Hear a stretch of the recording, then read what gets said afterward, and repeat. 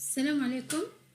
Alors on va enchaîner après l'installation de Windows Server 2016. On va enchaîner aujourd'hui avec la configuration initiale du serveur. Mais avant de faire cette configuration, nous allons revenir à Windows Server 2016. On va un peu découvrir l'interface de Windows Server 2016. Donc à première vue, donc on a dit que l'interface est la même que Windows 2010. Alors pour installer ou plutôt pour gérer le serveur, on va le faire à partir du gestionnaire de serveur. En anglais, on l'appelle Server Manager, donc gestionnaire de serveur. Voilà, donc c'est à partir de cette fenêtre qu'on va gérer notre serveur. Donc lorsqu'on le lance directement, donc il nous donne le tableau de bord. Donc bienvenue dans le gestionnaire de serveur qui va contenir, c'est à partir de là donc qu'on va gérer donc les rôles, etc. Et il nous donne donc ici un point sur tout ce qu'on a installé. Donc ne faites pas attention trop à ce qui est rouge ici. Donc par exemple, on remarque que si vous avez déjà installé Windows 2012, vous remarquez que nous avons une fonctionnalité qui est nouvelle dans Windows 2016. Donc les trois premières, donc 2, 3, 4, elles existent dans Windows 2012. Par contre, connecter ce serveur au service cloud, c'est une nouveauté de Windows Server 2016. Donc à l'ère du cloud, donc par exemple Windows 2016 avec cette fonctionnalité, on peut connecter à des services, par exemple la mise à jour du système d'exploitation via le cloud, etc. Donc on ne va pas l'aborder du tout dans ce cours, d'accord? Alors, qu'est-ce qu'on a aussi? On a le serveur local. Le serveur local, il me donne toutes les informations, les propriétés du serveur. Ces propriétés, on pouvait les avoir autrement au niveau, par exemple, d'une machine cliente, par exemple sur Windows 10. Alors, par exemple, le nom de l'ordinateur, on pouvait l'avoir à partir de poste de travail, ce PC, bouton de droite, propriété. Hein, on l'a déjà vu plusieurs fois. Donc, nom de l'ordinateur, le groupe de travail. Pour modifier le nom de l'ordinateur groupe de travail, on pouvait partir à modifier les paramètres. Donc, modifier. Donc là, c'est le groupe de travail. Après, donc, on va faire le domaine, etc. Donc, voilà. Pour, par exemple, changer l'adresse IP, donc pour attribuer une nouvelle adresse IP, on pouvait partir vers donc réseau, bouton de droite, ouvrir centre de réseau et de partage, modifier les paramètres de la carte, propriété de la carte, donc on va changer l'adresse IP. Alors tout ça, on peut le faire maintenant à partir du serveur local. Donc vous avez le nom de l'ordinateur, groupe de travail, donc on doit juste cliquer sur le nom de l'ordinateur et c'est la même interface qui sera demandée. Voilà. Donc, voilà. Qu'est-ce qu'on va faire aussi? Alors, gérer ici, par exemple, va me permettre, donc, c'est à partir de là qu'on va ajouter ou supprimer des rôles. Outils, donc, il y a, par exemple, par là, on va voir gestion de l'ordinateur. Voilà, donc si vous vous rappelez, on a beaucoup travaillé sur gestionnaire de l'ordinateur, donc c'est exactement le même que celui de système d'exploitation client. On remarque ici utilisateur et groupes locaux par exemple, utilisateur, donc on voit administrateur qui est le seul utilisateur maintenant, donc invité s'il est désactivé, etc. Voilà, donc on revient à la configuration initiale. Alors, dans la configuration initiale, on va nommer le serveur. Donc, on va lui donner un nom significatif qui reflète le rôle joué par le serveur dans le réseau. Après, donc, on va attribuer une adresse IP statique qui est fixe. Un serveur ne doit pas avoir une adresse dynamique. Donc, dans la configuration initiale aussi, on va trouver la mise à jour de Windows 2016 dans un environnement de production. Donc, il faut toujours une fois installé, il faut toujours mettre à jour le Windows Server. Et bien sûr, configurer le fuseau horaire qui est très important ici parce que les clients, lorsqu'ils vont se connecter au serveur, donc ils seront dans le même fuseau horaire. Alors, le nom du serveur, le nom de notre serveur, donc on va le nommer par rapport au rôle que va jouer le serveur. Donc, je vais le nommer SRV, donc DC ou encore CD pour domaine. Voilà, serveur, contrôleur de domaine. On va voir après c'est quoi un contrôleur de domaine. Donc, serveur, contrôleur de domaine. Alors, l'adresse IP, dans les autres vidéos pour les clients, donc on avait l'adresse IP 192.168.1.0. Donc, le serveur, je reste toujours dans la même adresse IP. Donc, on va lui attribuer 192.168.1.254/24 pour le masque de sous-réseau. Voilà. Donc, voilà, on va donc mettre ça en pratique. Le nom de l'ordinateur, on clique sur le nom. Donc, j'insiste sur le nom de l'ordinateur. Il ne faut jamais le laisser comme ça. Hein, surtout dans certaines mémoires, par exemple, on trouve le nom de l'ordinateur tel qu'il est, normal, Win, voilà. Donc, c'est important de changer le nom, donner un nom significatif parce que c'est un nom qu'on va souvent donc manipuler. C'est un nom qui va être vu par les clients, etc. Donc, description de l'ordinateur ici, on met le nom, CD, bon, même si c'est pas... donc, c'est juste une description. Là, le nom de l'ordinateur, donc SRV CD, serveur, contrôleur de domaine. Bien sûr, ici, on ne va pas changer maintenant, donc on change juste le nom. Donc, je fais OK. Il va me demander de redémarrer. Voilà, OK. Appliquer. Redémarrer maintenant. Voilà, donc...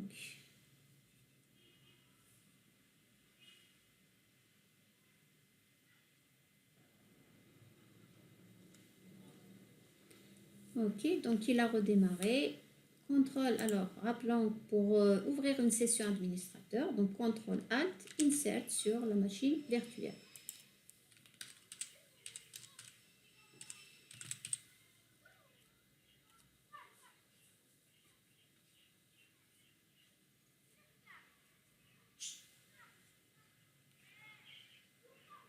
Voilà, donc le serveur est lancé. Donc, la première des choses qu'il va lancer, donc c'est le gestionnaire de serveur. Donc, gestionnaire de serveur, il est lancé automatiquement au démarrage du serveur. On peut modifier ça si on ne veut pas qu'il affiche au démarrage. Voilà, donc on peut le faire dans gérer par exemple, dans propriété de gestionnaire de serveur, voilà, ne pas démarrer automatiquement le gestionnaire de serveur à l'ouverture de session. Donc par exemple ici, spécifier l'intervalle d'actualisation des données à 10 minutes, c'est-à-dire lorsqu'on change par exemple, lorsqu'on modifie, on fait une modification sur le serveur, donc il va prendre 10 minutes pour rafraîchir ou pour le prendre en compte. Donc on peut le faire, donc on peut laisser le serveur donc le faire automatiquement après 10 minutes, comme on peut le faire à partir de donc actualiser manuellement en faisant donc un clic sur cette double touche d'actualisation. Alors on va aller dans serveur local, on va voir voilà, le nom de l'ordinateur il a été bien changé. Alors donc le pare-feu, donc il est actif. Pour l'instant, on va le désactiver pour ne pas avoir de problème. On va voir après. Alors, modifier les paramètres de notification, activer ou désactiver. Donc, paramètres, on va désactiver le pare-feu Windows ici pour le réseau privé. On a un réseau privé et un réseau public. On va voir pourquoi. Donc, il y a deux réseaux ici pour une carte réseau. Ok, c'est juste donc pour ne pas avoir des problèmes. Alors, gestionnaire à distance, bureau à distance désactivé, Ethernet, donc pour... Vous voyez par exemple ici, parfois il n'a pas actualisé. Donc, on va rester 10 minutes pour qu'il soit actualisé automatiquement par Windows. Mais on peut toujours rafraîchir à partir de là pour voilà, qu'il soit pris en compte. Donc, il est inactif. L'adresse IP. Voilà. Donc, bouton de droite, propriété IPv4. On va attribuer une adresse fixe 192.168.1.250. Pardon. Voilà. Alors, le pavé numérique, il est éteint à démarrage du système d'exploitation. Donc, 254. Voilà. Pour l'instant, on ne met rien dans la passerelle et le serveur DNS. OK. Voilà. On va désactiver l'IPv6. On n'a pas besoin. Donc, fermer. OK. Voilà. Alors, pour l'instant, donc, il n'est pas pris en compte. On actualise. Voilà. Voilà. Donc, l'adresse IP, elle est donc, actualisée. Dernière mise à jour installée, donc jamais ici, donc si c'est un serveur de production, il faut mettre à jour le système. Windows défaire de protection temps réel, donc il est activé. Encore configuration. Le fuseau horaire, donc Bruxelles, Madrid, Paris, on le laisse comme ça. L'idée du produit, donc on n'a pas à... Il est activé parce que c'est une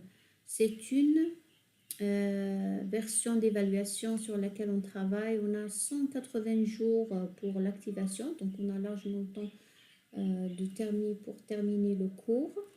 Voilà donc les premières configurations à faire. Donc, je rappelle le nom du serveur, donc il doit être significatif, c'est très important. Attribuer une adresse IP statique. Mettre à jour Windows 2016 sur une machine virtuelle, donc on peut ne pas mettre à jour. Il faut le fuseau horaire, donc il faut choisir un fuseau horaire qui vous convient. Nous allons maintenant relier le serveur au réseau de l'entreprise. Donc, le réseau sur lequel nous avons déjà travaillé, donc il était composé, si vous vous rappelez, donc de deux machines. Une machine sur Windows 10 et une machine sur laquelle on a installé Windows 8.1. Donc, l'adresse du réseau, c'était 192.168.1.0/24. Donc, c'est le même réseau que j'ai un peu modifié. Donc, on va rester toujours dans la même plage d'adresse IP, donc 192.168.1.0. Donc, pour le serveur, nous avons donné une adresse 192.168.1.254. Pour les postes, donc c'est toujours les mêmes postes. On va modifier les noms des postes. Donc, un, c'est PC10. Pour l'adresse IP, on va lui donner l'adresse IP 192.168.1.10 pour se retrouver après. Donc, ça va nous servir dans les prochains cours. Donc, PC8, voilà, pour dire que c'est le PC sur lequel est installé Windows 8.1. Et l'adresse IP, c'est 192.168.1.8. Bien sûr, /24. Donc, voilà le réseau sur lequel on va travailler. Alors, passons maintenant au niveau de la machine virtuelle. Je vais allumer la Windows 8. Plutôt VM10 qui va représenter PC 10. Donc, qu'est-ce qu'on va faire? On va déjà changer ici, on va renommer. Attendez que ça démarre. Voilà. Alors, vous remarquez, Windows 10, c'est la même interface que Windows Server 2016. Alors, on va renommer cette machine. Donc, on va lui donner le même nom que PC 10. Voilà. La même chose pour PC IT 8 sur lequel on a travaillé précédemment, on va l'appeler PC8. Et Windows Server 2016, on va le laisser tel qu'il est pour l'instant. Donc, alors Windows 2010, c'est une machine, donc elle est allumée. Voilà, donc on va allumer le serveur. Alors, entre-temps, on va aller sur Windows 10, on va voir sur quel switch virtuel il est relié, la carte réseau. Donc, elle est reliée à VMnet 3 Custom. VMnet 3, c'est un switch relié configuré en host only. Donc, pour être sur le même réseau, le serveur, on va aussi donc le relier. Alors, la souris, lorsqu'elle ne sort pas de la machine virtuelle, vous remarquez que donc, la souris, elle est sur la machine virtuelle. Donc, je ne peux pas la faire sortir. Donc, pour passer de la machine virtuelle vers la machine haute, qu'est-ce qu'on fait?